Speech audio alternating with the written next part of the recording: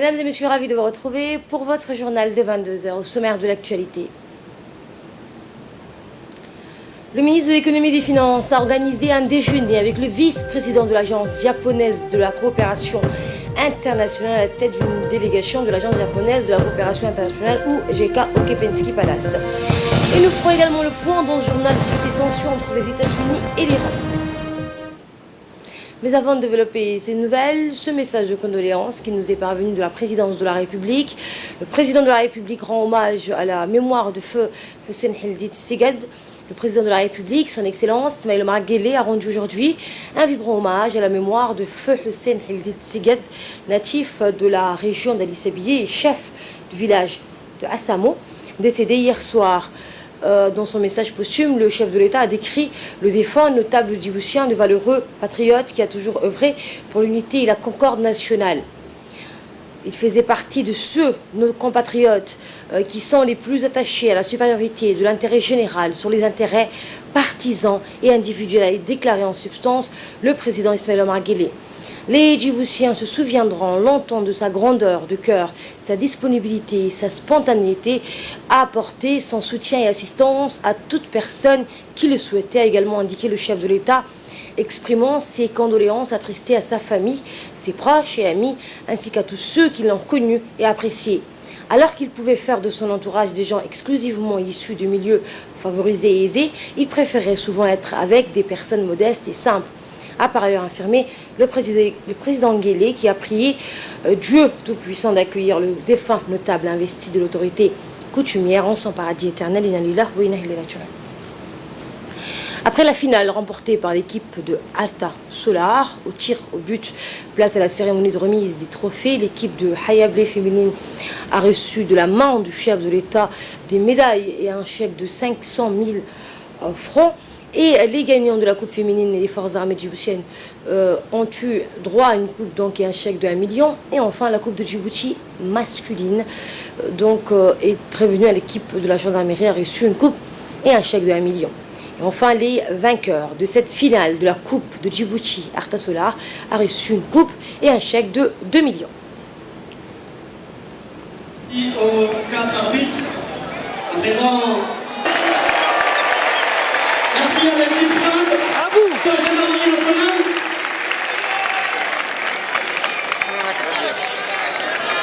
Bravo.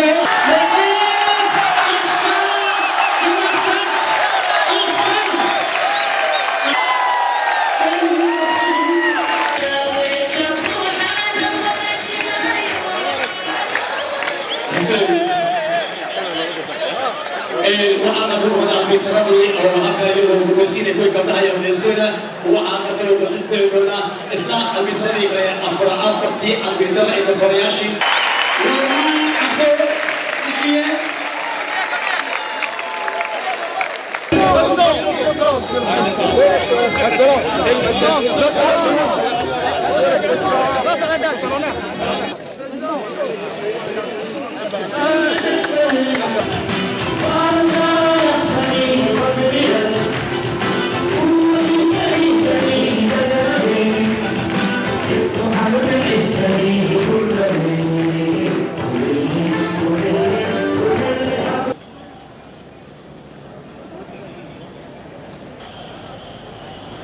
Et après une victoire par 3-0 au tir au but face à la gendarmerie nationale, les dirigeants, cadreurs et joueurs de l'équipe AS Arta Solar se sont retrouvés au Pizza Halo pour célébrer le titre de champion de la Coupe de Djibouti. Insisté hier soir lors de la finale organisée sous l'égide du président de la République, l'AS Arta Solar a réalisé des performances incroyables en remportant pour la première fois la Coupe de Djibouti. Une victoire fêtée par l'ensemble de l'équipe en présence de son président. C'est dans la joie et des chants organisés autour d'un dîner que l'AS Arta a tenu à festouiller cette consécration qui est le fruit des efforts communs de tous les composants allant des dirigeants, staff, des joueurs et supporters. Un sentiment donc de fierté pour cette équipe qui a tout donné pour briller sur le podium malgré un adversaire redoutable tenant du titre de l'édition précédente. En plus du titre, AS Arta Solar a reçu un chèque de 2 millions de nos francs, le rappel, pour féliciter et encourager son équipe, le président de leur formation, M. Tayoro Tomi, leur a promis une belle récompense. Enfin, la cérémonie s'est clôturée par le partage d'un gâteau préparé spécialement pour l'occasion. Plusieurs interventions ont également marqué cette cérémonie, dont celle de l'entraîneur qui a insisté sur la nécessité de continuer dans cette voie. Et le président de la formation AS Arta Solar, M. Tayoro Tomi, s'est également exprimé. Il a d'abord félicité son équipe pour cette belle victoire et a promis de l'accompagner pour aller encore plus loin. Nous l'écoutons. Bravo, vous êtes battus toute la saison, c'était pas facile. Donc je suis avant tout content pour vous. On est champion aujourd'hui. Je tiens à remercier le coach Moussa qui est là avec nous aujourd'hui. Vraiment, il a fait un très bon travail avec vous. Je le remercie vraiment beaucoup de vous avoir emmené en finale aujourd'hui et que vous ayez gagné cette finale. Donc voilà, je tiens à le remercier. Maintenant, il y a tout le staff technique qui est là. Je tiens à ce que vous puissiez vraiment vous applaudir parce que vous avez fait un travail énorme. Et aujourd'hui, je suis content grâce à vous. Également dans l'actualité, je le disais en titre, le ministre de l'économie et des finances a organisé un déjeuner avec le vice-président de l'agence japonaise de coopération internationale, la tête d'une délégation de l'agence japonaise de la coopération internationale, donc la JICA, au Kempinski Palace. Une rencontre à laquelle on prépare la ministre des Affaires sociales, Mouna Ousmane Aden, accompagnée des membres de son département, et la ministre du Logement, Madame Amina Abdiaden, ainsi que le directeur de l'agence de réhabilitation urbaine et du logement social, M. Mohamed Abdelrahman. Lors de cette réunion de concertation et d'échange, une présentation portant sur le projet Zéro Bidonville, ce programme audacieux va intégrer le plan de résorption de l'habitat précaire et permettra ainsi d'en finir avec les bidonvilles dans la capitale, en améliorant durablement les conditions de vie urbaine et en répondant de manière appropriée aux besoins en logement décent. De l'autre côté, les cadres du ministère des Affaires sociales ont présenté également à la délégation japonaise brièvement la protection sociale, la nouvelle stratégie nationale de la protection sociale. Une stratégie qui a pour objectif de renforcer la protection sociale dans le pays, qui va assister les populations vulnérables et la sortie de ces dernières de la pauvreté. Cette approche intégrée s'inscrit dans le droit fil de la volonté du président de la République visant à réduire les risques de fracture sociale. Rappelons que cette rencontre fait suite au passage de la délégation djiboutienne avec à sa tête le ministre de l'économie et des finances à Washington lors de la réunion du printemps. La délégation djiboutienne avait en marge de cette rencontre avec les institutions rencontré le vice-président de la JICA dans leurs locaux à la capitale américaine. En fin de réunion, le directeur de l'agence de réhabilitation urbaine et du logement social, Mohamed Abdelrahman, a souligné le noyau de cette rencontre. Nous l'écoutons. Je pense que c'était vraiment une réunion, d'abord surtout une réunion d'échange et de concertation. Et nous avons eu l'occasion de présenter au vice-président de la JICA qui était de passage à Djibouti sur le programme Zéro Bidonville lui-même, les quartiers concernés, les conditions dans lesquelles les populations vivent actuellement. Et nous avons pu discuter sur la création d'emplois qui va se faire dans ces quartiers, l'implication également des populations au programme Zéro Bidonville, parce qu'on veut changer une approche.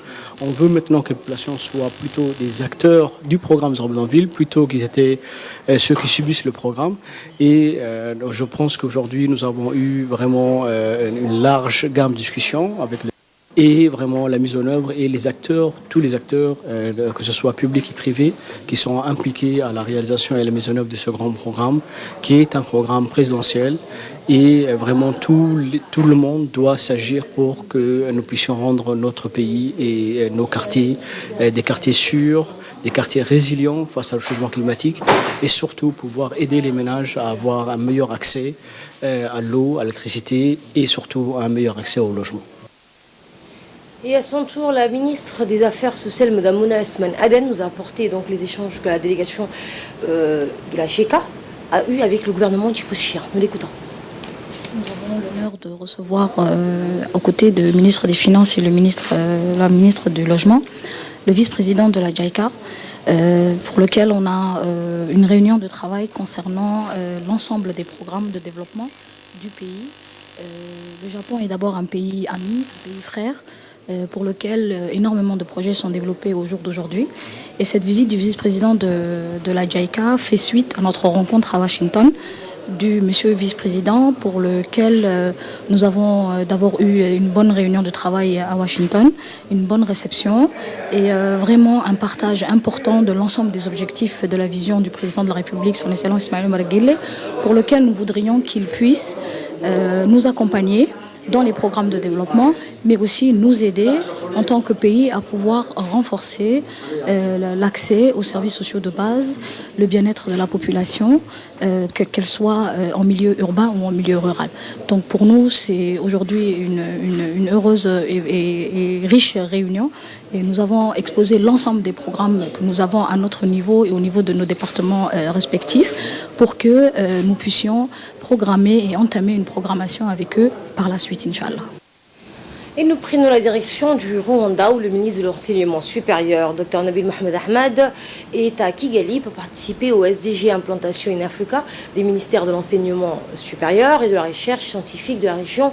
Le ministre a été accompagné donc dans ce déplacement de son conseiller principal, Dr Fahmi Ahmed, lors de cette mission.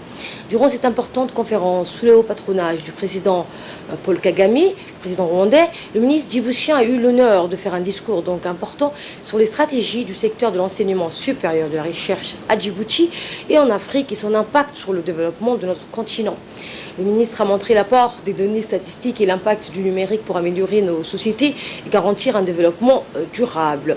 Le ministre a invité nos partenaires à plus de coopération et de partage d'informations scientifiques pour atteindre les objectifs de l'agenda 2063. Le ministre donc a salué dans son intervention toujours tous les efforts et la forte implication du président de la République, Ismaël Omar Guelleh, en faveur du développement durable dans notre pays et dans toute la région de l'Afrique de l'Est. Et après le Rwanda, je vous emmène en Éthiopie où dans le cadre du développement et du renforcement des relations d'amitié, de solidarité et de coopération entre la République de Djibouti et la République fédérale d'Éthiopie, une délégation djiboutienne conduite par le ministre de l'Équipement et des Transports, Moussa Mohamed, a effectué donc une visite officielle de travail en Éthiopie. Cette visite fait suite à l'invitation de Madame Dagmawit Moges, ministre éthiopienne des Transports. Le ministre de l'Équipement et des Transports était accompagné à l'occasion de cette visite du directeur général de l'Agence djiboutienne des routes, du directeur général par intérim de l'autorité de l'aviation civile et du directeur des affaires maritimes. Les deux ministres en charge des transports ont co-présidé une première réunion plénière au Sheraton d'Addis Abeba en présence de M. Awal Wagriz, ministre délégué auprès du ministre des Transports, et de M. Mohamed Idriss Falah, ambassadeur de Djibouti à Addis Abeba. Au cours de cette réunion, les deux ministres, après s'être félicités de la qualité des relations de coopération qui existent entre les deux peuples frères, ont évoqué les voies et moyens susceptibles de promouvoir et de développer davantage les liens d'amitié et de coopération entre les deux pays, la poursuite des efforts tournés vers le renforcement de l'intégration économique entre les deux nations et l'état d'avancement de plusieurs projets djibouto-éthiopiens qui sont en cours de réalisation. À l'étranger, toujours durant son déplacement à Genève, en Suisse, pour prendre part à une importante conférence réunissant les ministres du Travail membres de l'OIT, le ministre djiboutien du Travail a prononcé un important discours.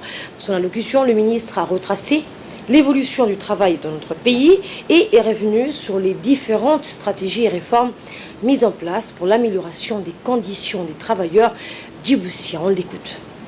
De prime abord, j'ai l'infime honneur de transmettre les vives félicitations de son Excellence, M. Ismaël Omar Guelleh, président de la République de Djibouti, à l'Organisation internationale du travail. En effet, cette 108e conférence de l'OIT revêt un statut particulier car elle coïncide avec la commémoration de l'anniversaire de ses 100 ans d'existence avec l'ensemble des États membres et traite des thèmes majeurs pour l'humanité laborieuse, notamment l'agenda du travail décent, pour les employeurs et pour les États membres. Pour revenir à la politique de développement engagée sous la houlette de son Excellence, Monsieur le Président de la République, Ismaël Omar Guelleh, la question de l'emploi suscite une attention particulière. Comme pour la plupart des États présents à cette Assemblée, nous sommes confrontés à un problème de chômage. De ce fait, la politique économique initiée par la République de Djibouti est fondée sur la valorisation de ses atouts naturels, notamment sa position géostratégique au débouché de la mer Rouge et de l'océan Indien sur une des routes les plus fréquentées au monde. Le PMI, créateur d'emplois. La République de Djibouti, qui maintient une tradition d'accueil et une politique de portes ouvertes à l'égard des réfugiés et des migrants originaires des pays limitrophes, croit fermement que l'immigration ordonnée s'effectuant dans des conditions décentes profite à la fois aux migrants et à la société djiboutienne. C'est pourquoi une stratégie de migration de travail est mise en œuvre. Les attentes des populations de nos États sont identiques. Promouvoir un modèle de solidarité multipartite dont le socle commun est d'assurer un travail décent pour tous, d'étendre les bénéfices de la protection sociale au plus grand nombre et à l'accès à des services de qualité. La République de Djibouti s'est dotée d'une assurance maladie universelle, d'une stratégie nationale de protection sociale élaborée par le ministère des Affaires sociales. La question genre est une priorité politique à Djibouti à travers l'introduction d'une nouvelle législation qui prolonge les congés de maternité de 14 à 26 semaines. Par ma voix, la République de Djibouti affirme sa détermination à s'acquitter de ses responsabilités constitutionnelles avec l'interprétation nationale de l'agenda 2030 ODD 8 et l'appropriation de l'approche de l'avenir du travail. Enfin, je formule le souhait que la communauté internationale puisse atteindre les objectifs de développement durable qui lui permettront très certainement de répondre aux défis mondiaux auxquels nous sommes confrontés. Littérature à présent, courant de cette semaine a eu lieu donc à la librairie Victor Hugo, une journée intitulée Un jour un livre, organisée par nos poètes et écrivains qui ont contribué de par ces ouvrages à la promotion de la littérature djiboutienne. Il s'agit à travers cette rencontre de mettre en place une dynamique de réflexion susceptible de contribuer à l'éclosion de la littérature djiboutienne.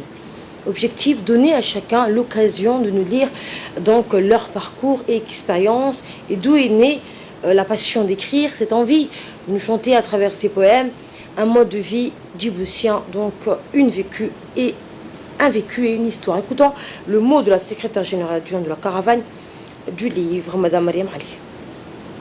De poèmes, c'est un recueil de nouvelles très très important, donc il nous apprend quelque chose.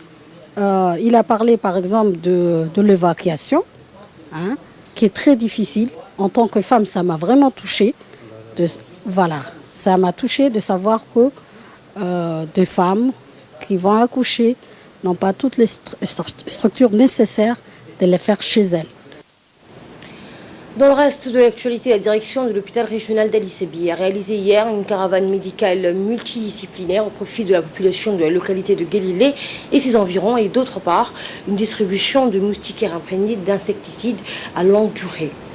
Cette caravane médicale a dispensé des soins au profit de la population de cette dite localité et ses environs dans plusieurs spécialités, à savoir la consultation gynécologique, l'ORL, viscérale, ophtalmique, pneumologie et pédiatrie.